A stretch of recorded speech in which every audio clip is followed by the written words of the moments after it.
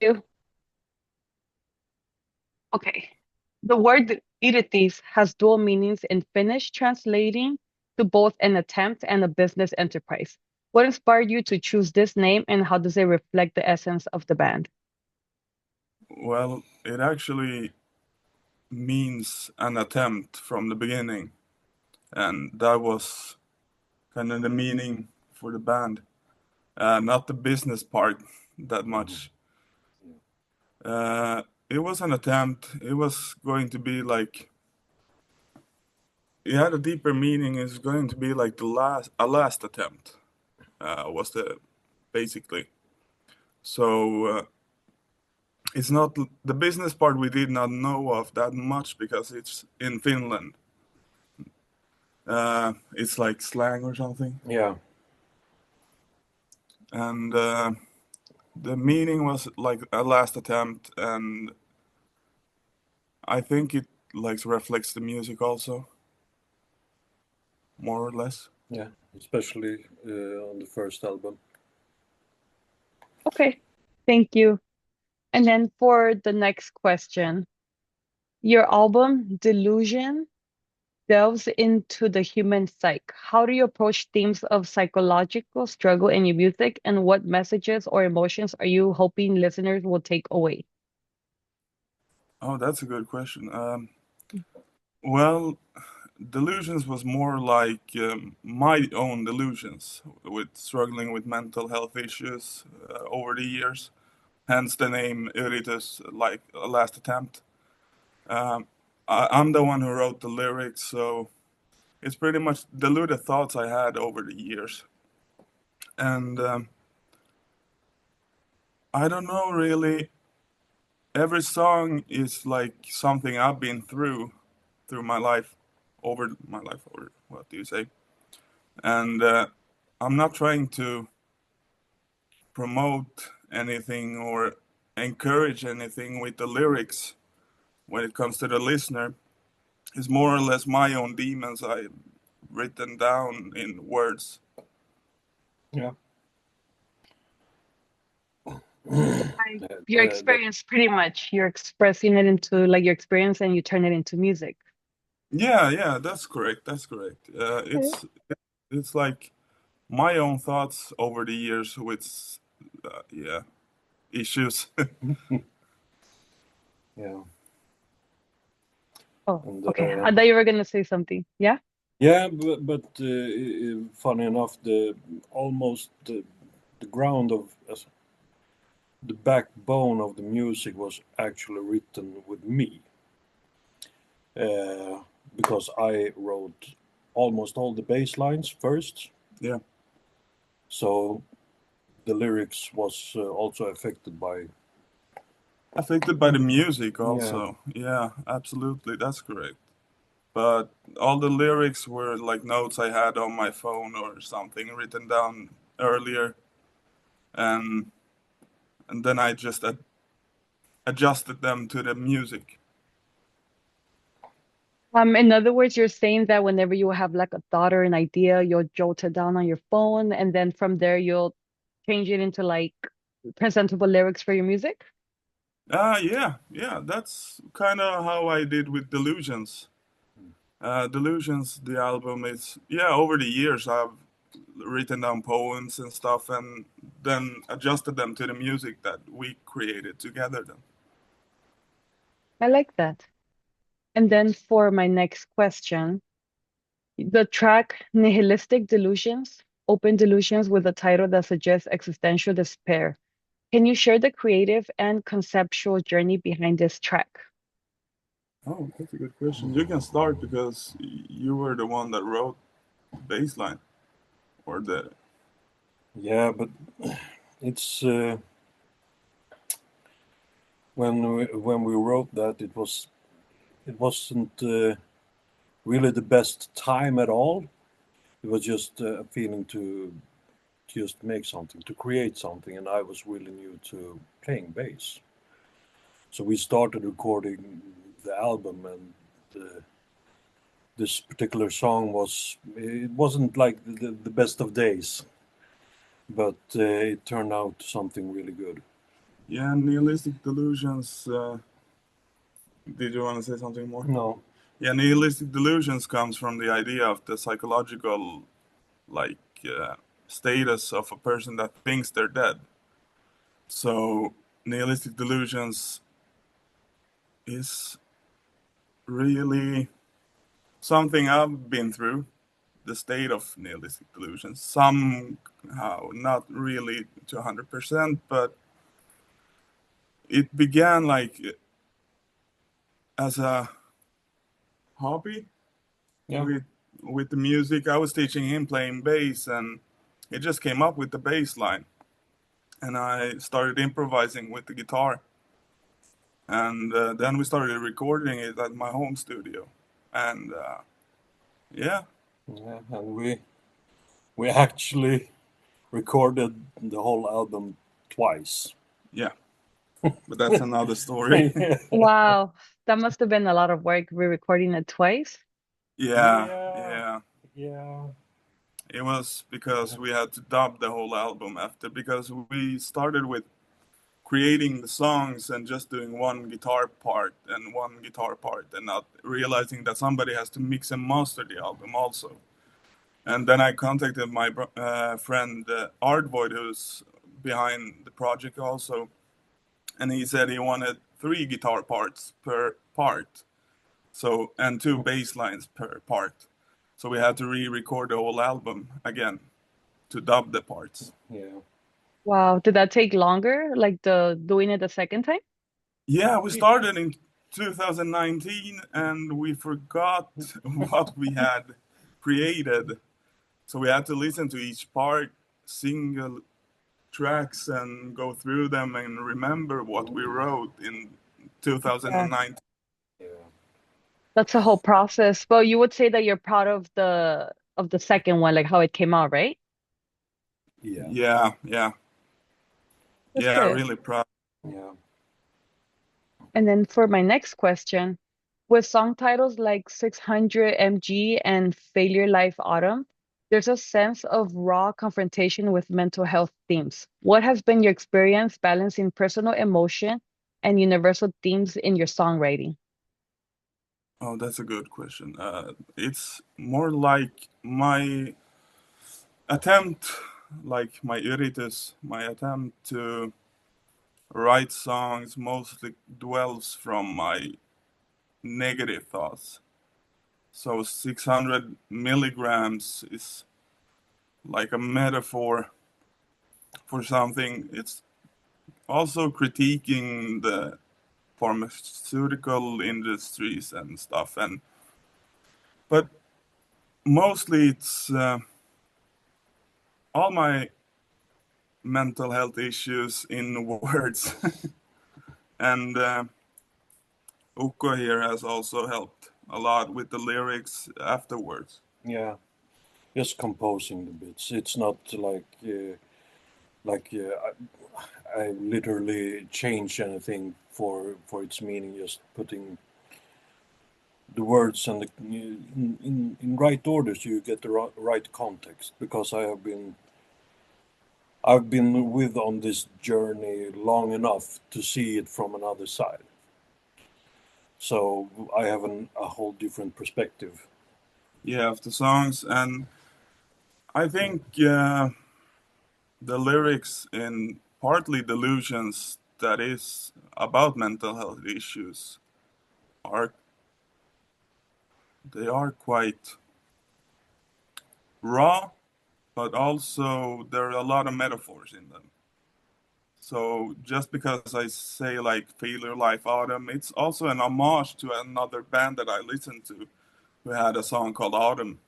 So I took the title there. And yeah, well, I, Yeah, it's yeah, that's more or less. it's like homages Yes, to homages to a lot of music I've listened to and influenced by, but they are quite raw in the end. Yeah, that's fine. Raw's always good.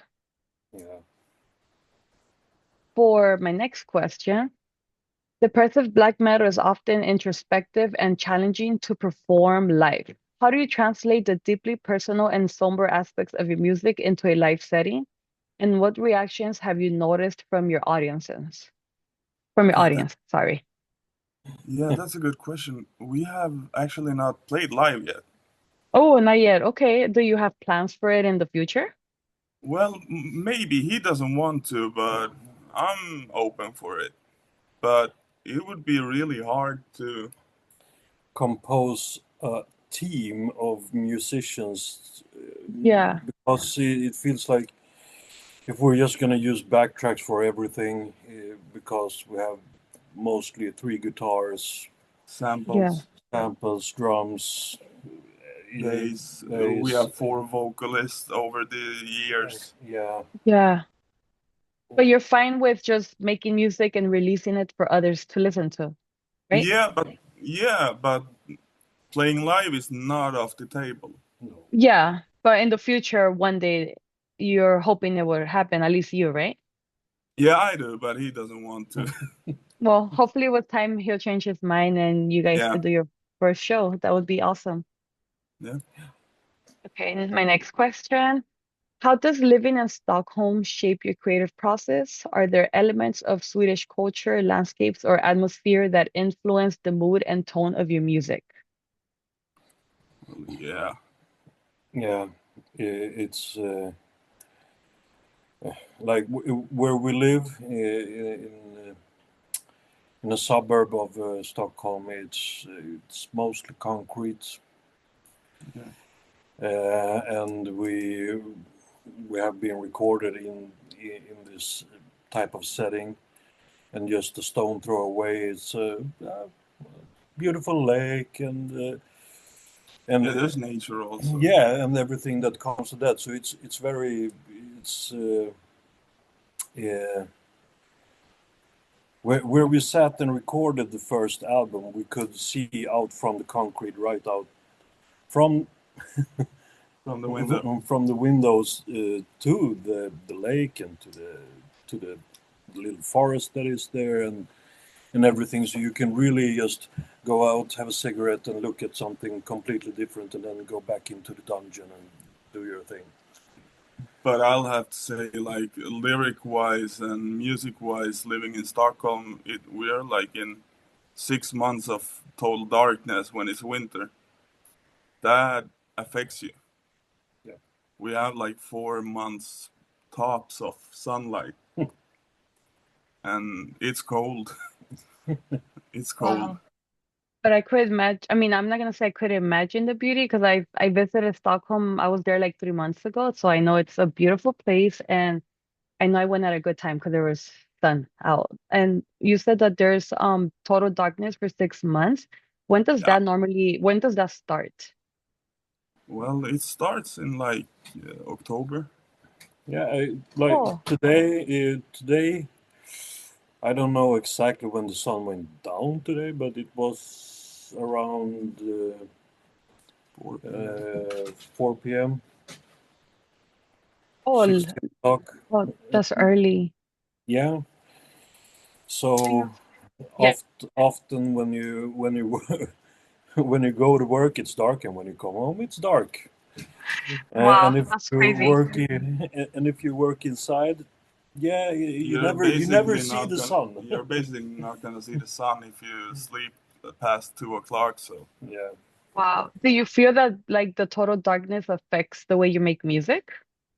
yeah, it has to be because Yeah, right? if you look at the Scandinavian countries that are into black metal, that started black metal and all kinds of metal, it has to affect the surroundings. Has to affect it. Yeah. Both Most definitely. the Norwegians and the Finnish. It's like, yeah, we get the darkness. Yeah, and maybe that's why people stay inside and play guitar. Yeah. That makes sense. I mean, they have to kill the time, right? Yeah, Yeah. exactly. Okay. And then for my next question, your music with Yritys often explores bleak and introspective themes. How do you manage the emotional weight of these themes in your day-to-day life, especially when writing or recording? Well, that's a good question. I'm not gonna say that I'm sad all the time because I don't think everybody is. But when I wrote the Delusions, the lyrics, I was in a dark place. And when you look at our upcoming release, Apostate, that's more like a concept album of also my past life, uh, growing up in a cult. That's I'm really like trying to criticize organized religion with the upcoming release because I've been a part of it since my youth. But and if you look at 𝓑𝓻𝓾𝓽𝓪𝓵, that's our second full-length album that's going to be released next year. That's a chilling homage to death itself, but that's also because childhood trauma and stuff.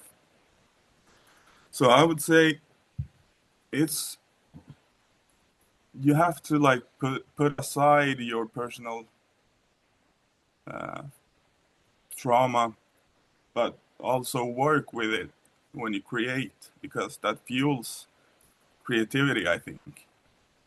I agree. I mean, we all have some form of trauma. A lot of us express it in different ways, and you express it in your music. Yeah. Okay. And then for my next question, working with Misanthropia Records, how much freedom have you had in producing and releasing music, and how has your partnership with them influenced Yritys' direction? Well, we have had 100% control over what we create. That's So, amazing. yeah, 100%. It's more like we have created an album or the EP with our own Measures. yeah, with our own money and everything, and we have just contacted Misanthropia and asked, "Are you Interested in releasing or something like that, and they liked the first album, and now they like the EP that's coming out. So we have full control over the creative parts, yeah, and we're really thankful for them for printing out CDs and helping to promote and everything like that. So yeah?" So it's been, it's been good. yeah, real good. It's been a good journey then. That's good. Yeah, we're really thankful for them. Yeah, it's not like we have any. Somebody who says that we should change something in songs or anything like that. It's more like we create, they listen. If they like it, they release it. Yeah, And if they don't like it, they won't release it? I Just don't know. wondering. we haven't been so unlucky yet. Yeah. Oh, that's good though. I'm glad they like everything that you've like showed them and they've released everything. So that's good. Yeah. Yeah. Okay. And for my next question, for a band focused on themes of human psyche and despair, what role, if any, does hope play in your music? That's a good question because I think somebody would translate the like our band's name for hope because it would be like a last try in a positive kind, but it could also be your last try in a negative kind. But hope, I don't know. Lyric wise, there's not much hope. No, It's hard to say. Hope doesn't yeah. really. I like to think that hope maybe is the acoustic parts we have or the clean parts with the music, and there's hope, some kind of hope in maybe in dying. I think Yeah, but I know it's like a hard question to answer. yeah, it's not like it's uh, with the themes that Jesper has chosen to write about. So there's always hope, of course, but it's not that's not the easy part to write about. No, it's easier to write about when you're sad or angry or feeling depressed. It's easier to write about the negative stuff because that's easier to True. grasp. Yeah. And yes, there is hope. I hope that with maybe up a state that's coming out, maybe people would, somebody can relate to it and leave organized religion if they want to, of course. And so there's hope that people, that somebody listens to it and feels like I can relate to that. He left it. Why can't I?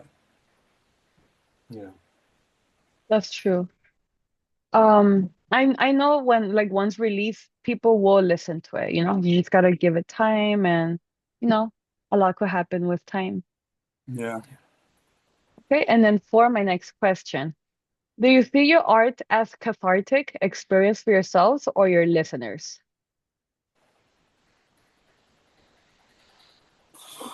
Yeah, I would say it's mostly for me. It's for me. Yeah, mostly for me. For you. Okay. Yeah. And Yeah. yes. He has. Yeah. You can. Do you want to elaborate on that? It's because on the first album it was me learning, so it was mostly for me, and I never realized or thought that we were gonna release this and it's gonna be something. So it was just for me, for learning, for someone to give me lessons, and we just started recording because we started recording. Yeah. And so, and on the EP and the second album, I have been singing too, and that's that's That's another one of his favorite things to do. no, But but that's uh, also that's just for me. I don't really feel like I have to deliver to anyone. So But like the audience pretty yeah, much. it's just As long as you like it, and then it's fine with you, right? Pretty much. yeah. Or sometimes I don't like it at all, but it's there, and I Yes. get some frustration and feelings out that I don't need to get out in the real world. That makes sense. So then you do it with that instead, which is Yeah, a better way of, yeah, I agree yeah, with that. yeah. Okay. And then for my last and final question, what do you hope Yritys brings to the depressive black metal genre, and what sets your sound apart from other bands exploring similar themes?